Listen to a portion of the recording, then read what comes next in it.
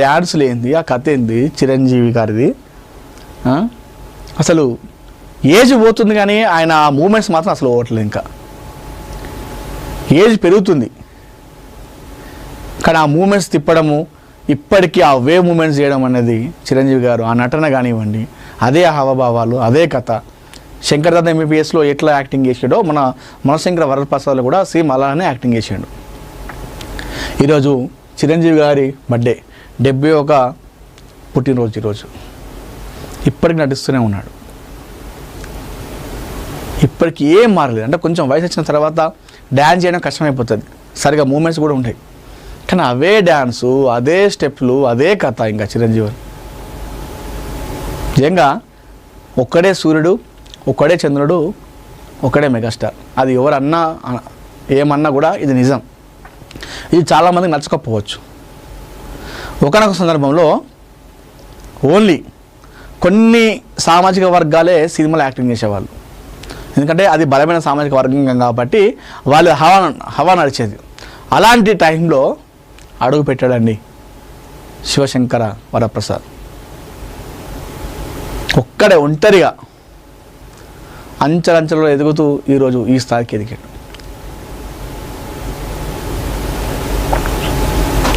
తెలుగు రాష్ట్రాల్లో రక్తదానాలు, అన్నదాన కార్యక్రమాలు, సేవలు.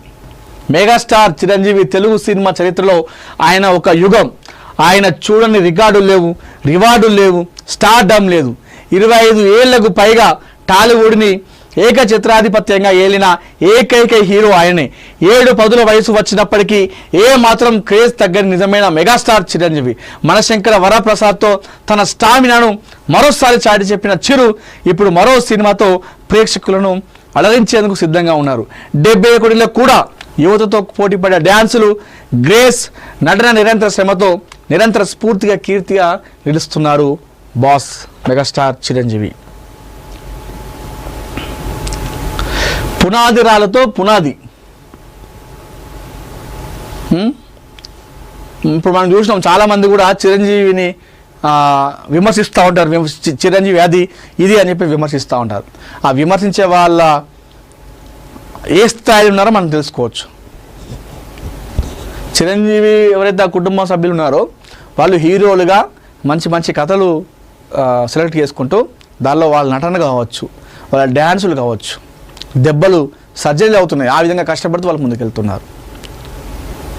అందరూ మంచిగా ఒక గర్వపడేలా ముందుకెళ్తున్నారు.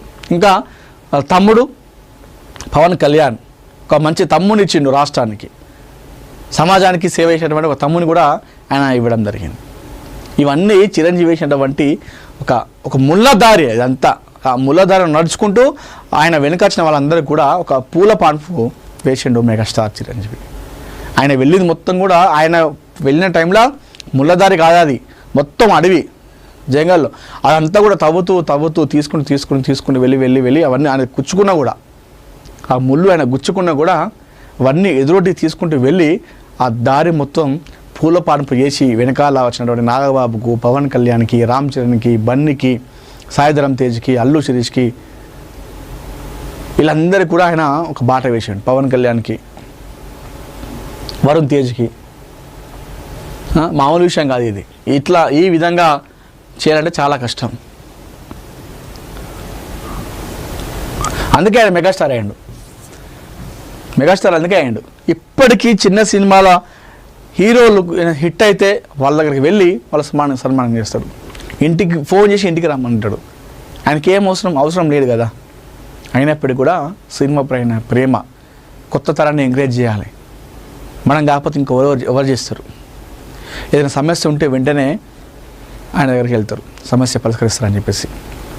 నిర్మాతలు నష్టపోతున్నారు, సినిమా నష్టపోతుందంటే ఆయన వెళ్ళి అవసరమైతే తగ్గి దండం పెట్టి ఆ ముఖ్యమంత్రులను వేడుకుంటాడు సినిమా తరపున.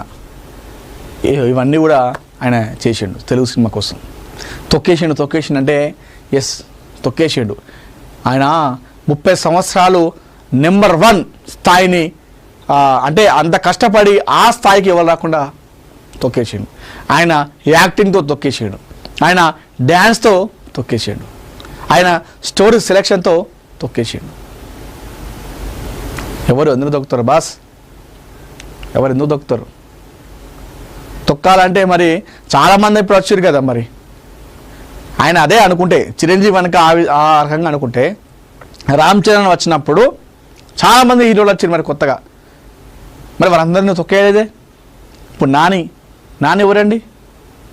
ఒక చిన్న అసిస్టెంట్ కెమెరా వర్క్ చేసుకుంటాడు. ఇప్పుడు ఆయన తెలుగు సినిమా ఇండస్ట్రీలో one of the top hero అనుకోవడం. ఆయన తొక్కినా ఆయన ఎన్నిసార్లు ఎంకరేజ్మెంట్ చేసాడు. విజయ్ దేవరకొండ ఎవరు, ఇంతమంది ఎవరు, వీళ్ళందరూ కూడా తన కొడుకు వచ్చినప్పుడే వచ్చి ఎంతమంది వాళ్ళ తన కొడుకు అడ్డుకున్నారని చెప్పేసి తొక్కేసిండ. ఎందుకు అంటే ఎవరైనా సరే ఎట్లుందంటే మనం ఆ స్థాయికి వెళ్ళినప్పుడు ఏం చేస్తారంటే అతని మీద రాళ్ళు వేస్తారు. అది కామన్. చిరంజీవి విషయంలో అదే జరుగుతుంది. చిరంజీవి విషయంలో అదే జరుగుతూ ఉంది. ఎందుకంటే అందరినీ ద్రాక్ష పండ్లు పుల్లనా, మనకు అందకపోతే ఏమంటాం, అది పుల్లవని అని చెప్పేసి ఇచ్చి పెడతాం. అంటే ఆయన స్థాయికి వెళ్ళినటువంటి శక్తి లేక ఆయన పైన ఈ విధంగా చేస్తూ ఉంటారు. ఎవరితో సాధ్యం కానీ ఆయనతో అయింది. 3 దశాబ్దాలు నెంబర్ 1 పొజిషన్లో ఆయనే ఉన్నాడు. 30 సంవత్సరాలు నెంబర్ 1 టాప్ 1 హీరో చిరంజీవి. ఎవరు కూడా రాలేకపోయారు. అది చిరంజీవి స్టామినా. మళ్ళీ ఒక్కడిగా ఒంటరిగా వచ్చిండు. ఇప్పుడు ఆయన వల్ల కొన్ని వేలాది మంది ఇలా ఇండస్ట్రీలో ఉన్నారు. సినిమా హీరోలుగా, డ్యాన్సర్లుగా, కమెడియన్గా. ఇప్పుడు రవితేజ ఎవరండి? ఆయన ఇన్స్పిరేషన్ చెప్తాడు రవితేజ కూడా. ఆయన వల్ల ఇప్పుడు ఎంతోమంది కొత్తగా వస్తున్నారు చాలామంది ఆయన ఇన్స్పిరేషన్ తీసుకొని. ఆయన తొక్కేసిందంటే చెప్తున్నా కదా, ఆయన స్థాయిని అందుకోలేని వాళ్ళు ఎవరైనా ఆ విధంగానే మాట్లాడతారు. ఈ విషయం కొంతమంది నచ్చదు, కొంతమంది నచ్చకపోవచ్చు, కానీ తెలుగు సినిమా ఇండస్ట్రీకి ఒకడు మెగాస్టార్. నెక్స్ట్ ఎంతమంది స్టార్లు వచ్చినా కూడా ఆల్వేస్ మెగాస్టార్ ఎప్పుడు టాప్లో ఉంటాడు. ఆయన ఆల్రెడీ అంటే తెలుగు సినిమాని తీసుకెళ్ళిండు ఆ స్వామి. ఇండియన్ ఇండస్ట్రీకిలే సినిమా ఇండస్ట్రీకి తీసుకెళ్ళిండు. ఒక ఆర్టికల్ వచ్చింది, అమితాబ్ బచ్చన్ని మించిన స్టార్ వచ్చింది అని చెప్పేసి ఒక ఆర్టికల్ వచ్చింది. అక్కడ బాలీవుడ్ షేక్ అయిపోయింది అప్పుడు ఆ టైంలో. అది చిరంజీవి స్టామినా. తెలుగు సినిమాలో ఇది లేదు అని చెప్పేసి మేము చేసి చూపిస్తామని చెప్పేసి చేసి చూపించాడు. ₹1 కోటి రెమ్యునరేషన్ తీసుకున్నటువంటి మొట్టమొదటి హీరో కూడా. కొన్ని అంటే లక్షలకే పరిమితమైనటువంటి ఏదైతే కలెక్షన్స్ ఉన్నాయో దాన్ని కోట్లకు పరిగెత్తించిన వ్యక్తి కూడా మెగాస్టార్ చిరంజీవి. ఇవన్నీ స్టార్ట్ చేసింది ఆయన. ఇప్పుడు సచిన్ ఉన్నాడు. సచిన్ తర్వాత చాలామంది వచ్చారు. వాళ్ళు విరాట్ కోహ్లీ వచ్చిండు, రోహిత్ శర్మ వచ్చిండు, చాలామంది వచ్చారు, ధోని వచ్చిండు. కానీ సచిన్ని మనం తక్కువైపోతాడా? సచిన్ బ్రేక్ చేస్తుంది కావచ్చు, కానీ సచిన్ ఈజ్ ఆల్వేస్ సచిన్. ఇక్కడ కూడా అంతే. మెగాస్టార్ తర్వాత ఎంతమంది స్టార్లు వచ్చినా మెగాస్టార్ ఈజ్ ఆల్వేస్ మెగాస్టార్, అంతే. అది లెక్కించబడిపోయింది ఆల్రెడీ, జనాల గుండెల్లో పోయింది. అంటే ఒకప్పటి లెక్క కాదు, ఇప్పుడు ఉన్నటువంటి జంజీలకు కూడా ఆయన నచ్చుతూ ఉన్నాడు. అంటే అర్థం చేసుకోండి మెగాస్టార్ స్టార్. ఆయన వయసుతో ఉన్న వాళ్ళు ఇప్పుడు ఎలాంటి కథలు చేస్తున్నారు, అసలు ఛాన్స్ వస్తున్నాయా అంటే ఆయన విమర్శించిన వాళ్ళు, మీడియా ముందుకు వచ్చి విమర్శించిన వాళ్ళు కనీసం యాక్టింగ్ కూడా చేస్తున్నారా, వాళ్ళ కుటుంబం ఎలా ఉంది, వాళ్ళ కొడుకులు ఎలా ఉన్నారు అనేది కూడా మనకు తెలిసిపోయింది. అంటే బురద వెళ్ళే ప్రయత్నం చాలామంది చేసినప్పటికి కూడా వాడన్నీ కూడా తట్టుకున్నాడు. ఆయన ఆన్సర్ ఏంటంటే మౌనమే ఒక పోరాటం. ఇంతమంది ఎన్ని రకాలుగా చేసినప్పటికి కూడా అంటే గాసిప్ చాలా ఉంటాయి.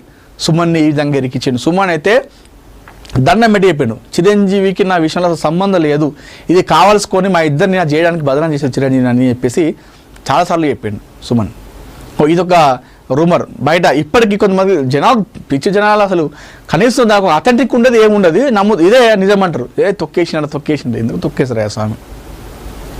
ఉదయ్ కిరణ్ తొక్కేసిండు, వాళ్ళ కూతుర్ని పెళ్లి చేసుకోరు కాబట్టి. అంటే ఆ ఘటన తర్వాత ఉదయ్ కిరణ్ మరి చాలా సినిమాలు చేసిండు కదా, మన అట్లా సినిమాలు చేయడానికి డైరెక్టర్ రావద్దుగా, భయపడాలి కదా. 10ల సంఖ్యలో తీసిన సినిమాలు అప్పటికి మరి ఎట్లా తీసిండు? తొక్కేస్తే రావద్దు, మొత్తానికి వెళ్ళిపోవాలి కదా. ఏం మాట్లాడతారండి, కనీసం ఒక అవగాహన ఉండదు, ఏముండదు. చెప్పినా కదా, అందరిని ద్రాక్ష పళ్ళు పుల్లనా, మనం అందకపోతే అది పుల్లన అంటుంటాం. ఆయన స్థాయికి మనం వెళ్ళాం కాబట్టి, ఆయన దగ్గరికి మనం చేరలేకపోలేం కాబట్టి ఆయన పైన బురద వెళ్ళే ప్రయత్నం వ్యక్తిగతంగా.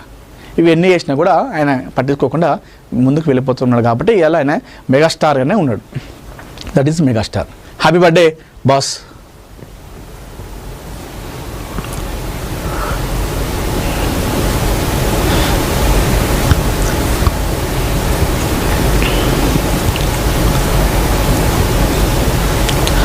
ప్రకృతి ఒడిలో నిఖితా శర్మ అందల సందడి అని చెప్పి చూస్తూ ఉన్నాం. అక్టోబర్లో వారణాసి షూటింగ్ పూర్తి. అని చెప్పి చూస్తూ ఉన్నాం. సినిమా చూసి సందీప్ బీర్ ఓపెన్ చేశాడని చెప్పేసి మరొక వార్త